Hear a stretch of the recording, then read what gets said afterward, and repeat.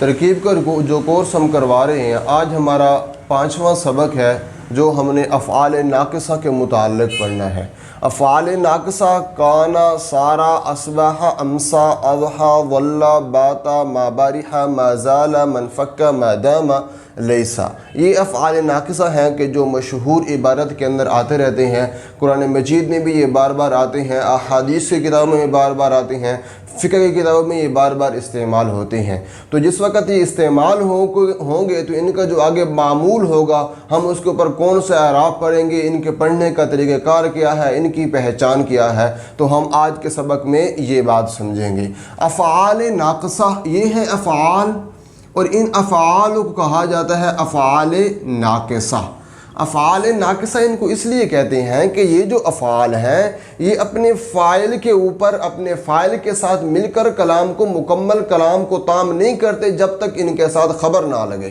تو جب فاعل کے ساتھ مل کر یہ کلام کو تام نہیں کر سکتے، خبر کے ساتھ کلام کو تام کرتے ہیں، تو پھر ان کو کہا جاتا ہے اسی مناسبت کی وجہ سے کہ یہ افعال ناقصہ۔ ناقصہ مطلب کہتے ہیں کہ جو چیز کم ہو، جو چیز پوری ہونے والی نہ ہو، تو یہ کلام کو پورا کرنے والے فاعل کے ساتھ نہیں ہوتے، اسی مناسبت کی وجہ سے، اسی وجہ سے یہی ان کی علت ہے افعال ناقصہ کہنے کی۔ افعال ناقصہ ان کو اس لیے کہا جاتا ہے۔ تو یہ ہیں ہمارے پاس افعال ناقصہ جو لکھے ہوئے ہیں، یہ عبارت کے اندر جب بھی آئیں گے تو جس طرح حروف مشبہ بالفعل کے متعلق آپ نے کل پڑھا تھا کہ حروف مشبہ بالفعل مبتدا اور خبر پر داخل ہوتے ہیں، مبتدا اور خبر پر وہ داخل ہوتے تو مبتدا ان کا اسم بن جاتا تھا اور خبر حروف مشبہ بالفعل کی خبر بن جاتی تھی۔ مثلا زید قائم تھا، زید یہ ان کا اسم بن جاتا تھا اور قائم یہ ان کے ہمارے پاس خبر بن جاتی تھی۔ بعین ہی اسی طرح جس طرح آپ نے کل پڑھا ہے یہ بھی اسی طرح ہوں گے، یہ حروف بھی، یہ افعال بھی مبتدا اور خبر پر داخل ہوں گے۔ جب مبتدا اور خبر پر داخل ہوں گے تو ہم اس کو مبتدا اور خبر نہیں پڑھیں گے، بلکہ مبتدا کو کانا کا اسم، سارا کا اسم، ما ظل کا اسم، منفکا کا اسم، اور جو خبر ہوگی ہم کہیں گے یہ کانا کی خبر ہے، فلاں کی خبر ہے، فلاں کی خبر ہے۔ ایک مثال دیکھ کے پھر ان کو سمجھاؤں گا۔ ہمارے پاس مثال ہے زید قائم،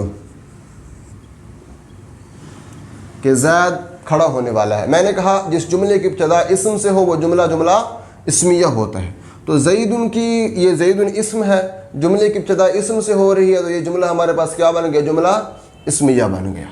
تو جس وقت ان کے اوپر کانا کو داخل کر دو، سارا کو داخل کر دو، جو بھی داخل کر دو، ہم نے کانا کو داخل کر دیا۔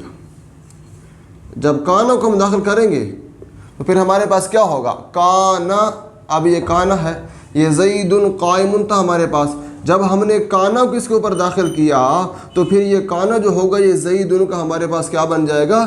اسم بن جائے گا۔ اور یہ جو قائم ہوگا یہ قائم کانا کیا بن جائے گی؟ خبر بن جائے گی۔ اب پہلے اس کے اوپر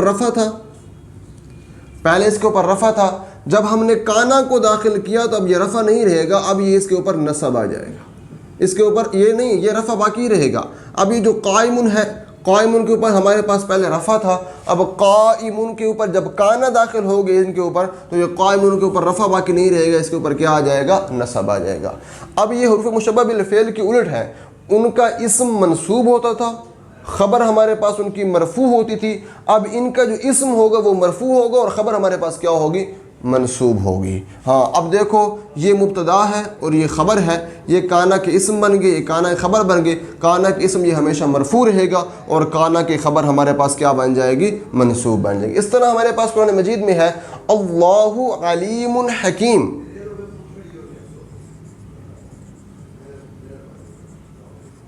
اللہ علیم الحکیم مبتدا ہے، یہ موصوف ہے، یہ صفت، موصوف صفت مل کے یہ خبر بن رہی ہے، مبتدا خبر مل کر جملہ اسمیہ خبریہ۔ جب اس کے اوپر دیکھیں کانا داخل ہوگا تو یہ اللہ علیم الحکیم کو اب مبتدا خبر نہیں پڑھو گے، یہ اللہ کانا کے اسم، علیم خبیر یہ کانا کیا بن جائے گی؟ خبر بن جائے گی۔ اب ان کے اوپر پہلے رفع تھا، اب رفع ختم، ان دونوں کے اوپر کیا آ جائے گا؟ نصب آ جائے گا۔ علیم پر نصب آئے گا کانا کی خبر ہونے کی وجہ سے، تو پھر حکیم کے اوپر نصب آئے گا علیم کی وجہ سے، کیونکہ یہ اسے کیا بن رہا ہے؟ صفت بن رہا ہے، صفت اور موصوف کا اعراب ایک ہوتا ہے۔ تو پھر افعال ناقصہ ان کو کیوں کہا جاتا ہے؟ کیونکہ یہ اپنے فاعل کے ساتھ کلام کو تام نہیں کر سکتے، خبر کے محتاج ہوتے ہیں، افعال ناقصہ اس لیے کہا جاتا ہے۔ مبتدا خبر پر داخل ہوں گے، مبتدا کو یہ مرفوع اور وہ کانا کا اسم بن جائے گا، ان کا اسم بن جائے گا، اور خبر کو یہ منسوب کر دیں گے، وہ کانا کی خبر کہہ دو، حروف افعال ناقصہ ایک خبر کہہ دو، ایک ہی بات ہے۔ اب آجو ذرا، یہ تو ترکیب کا طریقہ ہے جو ابھی آپ نے پڑھا ہے کہ جہاں بھی یہ استعمال ہوں گے مبتدا خبر پر، مبتدا کے اوپر آپ رفع رہنے دو اور خبر کے اوپر آپ نصب ڈال دو، اور ترکیب کرو کانا فعل از افعال ناقصہ، اس کے بعد اگر اللہ یہ مرفوع ضمہ لفظی کے یہ کانا کا اسم، علیمن حکیمہ یہ منصوب صفت لفظی کے موصوف صفت ملے گا کانا کی خبر بن گئی، کانا اپنے اسم خبر سمجھ کر جملہ بن گیا۔ حروف استعمال، ان کے استعمال ہونے کی وجہ کو سمجھ لو۔ اب ہمارے پاس ہے سب سے پہلے کانا۔ یہ جو کانا ہے، ذرا کپڑا دے دو۔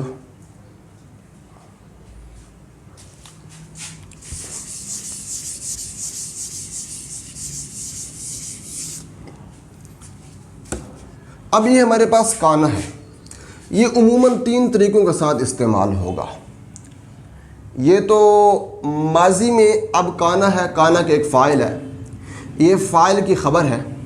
اب یہ فاعل کی خبر کو ماضی میں ثابت کرے گا، فاعل کی خبر کو ماضی میں ثابت کرے گا، یا تو یہ دائمی طور پر ثابت کرے گا، دائماً کرے گا، جس طرح ہمارے پاس یہ مثال لکھی ہوئی ہے، مثال اور دینے کی ضرورت ہے۔ قال اللہ علیم حکیم، اللہ کے علم کو ماضی میں ثابت کر رہا ہے، اور یہ علم دائمی ہے، کبھی کٹا نہیں ہے، اور یا تو یہ منقطعا ہوگا، منقطعا، جس طرح ہمارے پاس مثال ہے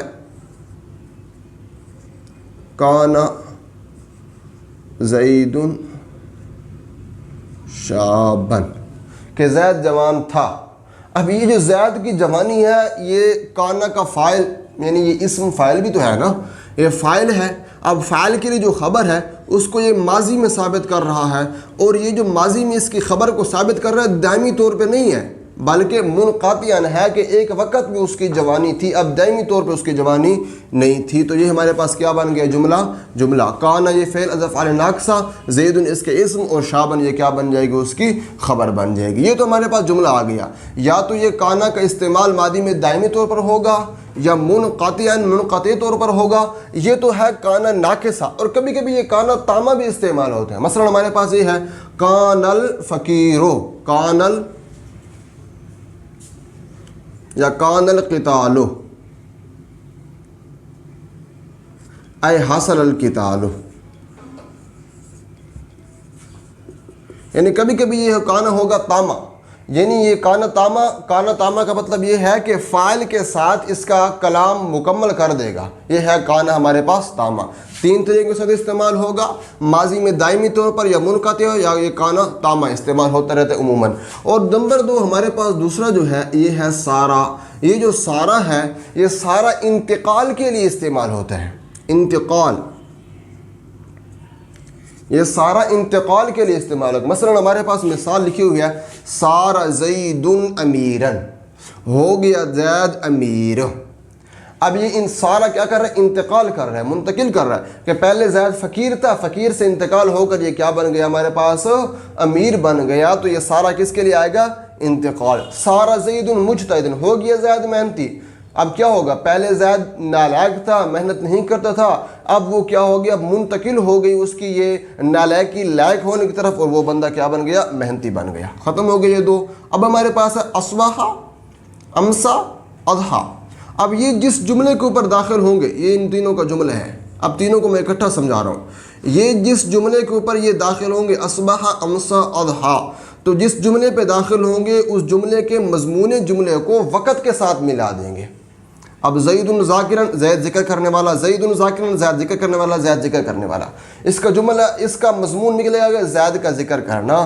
اب یہ زید کے ذکر کو ایک وقت کے ساتھ ملا دیں گے۔ اصبح کہتے ہیں صبح کے وقت کو، امسا کہتے ہیں شام کے وقت کو، اضحیٰ کہتے ہیں چاشت کے وقت کو۔ تو یہ زید کے ذکر کو صبح کے ساتھ ملا رہا ہے، زید کے ذکر کو شام کے ساتھ ملا رہا ہے، زید کے ذکر کو چاشت کے ساتھ ملا رہا ہے۔ کیا نکلا خلاصہ؟ کہ جس جملے پہ داخل ہوں گے اس جملے کے مضمون کو ایک وقت کے ساتھ یہ ملا دیں گے، مقترن کر دیں گے۔ اس کے بعد آپ کے پاس آ گیا ظلہ، اور ظلہ آ گیا آپ کے پاس، اور اس کے بعد آپ کے پاس آتا ہے باتا۔ یہ بات ہے، ظل اور باتا. اب ان دونوں کی میں نے ایک ہی مثال لکھی ہے, ایک ہی مثال ہے ظل باتا. یہ بھی بیانی اسی طرح, یعنی اپنے مضمون جملہ کو وقت کے ساتھ ملا دیں گے. ظل باتا صبح شام, صبح شام یعنی زید بیٹھنے والا تھا, صبح کو بیٹھنے والا تھا یا شام کو بیٹھنے والا تھا. اب انہوں نے کیا کر دیا, مضمون جملہ کو ایک وقت کے ساتھ ملا دیا. اب ہمارے پاس آخری یہ تین ہیں, ما بارحا, ما بارحا, ما زال, من فکا. یہ ہمارے پاس تین ہیں. اب یہ تین یہ ایک ہی مقصد کے لیے استعمال ہوتی ہیں.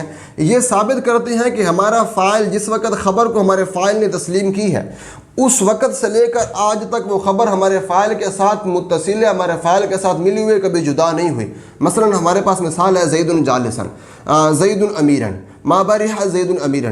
یہ کہتے ہیں کہ ہمارا فاعل زید ہے, زید نے جب سے امارت کو قبول کی آج تک وہ امارت اس کے ساتھ ہے. ما زال بھی اس طرح ہوگا, من فکا بھی اس طرح ہوگا. اب ہمارے پاس آتا ہے ما داما, ما داما یہ بھی اسی طرح, یہ بھی کہتا ہے کہ ہمارے فاعل نے جب سے خبر کو قبول کی ہے آج تک وہ خبر ہے, لیکن وہ خبر ہمارے پاس موقت ہوگی, متعین ہوگی. وہ خبر موقت ہوگی, متعین ہوگی, کسی سے اس کو مشروط کیا جائے گا. مثلا ہمارے پاس یہ ہے اقوم ما دام زید جالسا, میں کھڑا رہا جتنے تک زید بیٹھا رہا. اب یہ کہتا ہے کہ زید نے جب سے بیٹھنے کو قبول کیا ہے اس وقت تک زید بیٹھا رہا جب تک میں کھڑا رہا. اب یہ ثابت کر رہا ہے.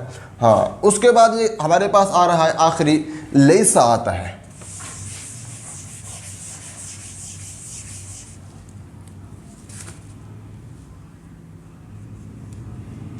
لیسا, لیسا اس کی مثال میں لکھ لوں,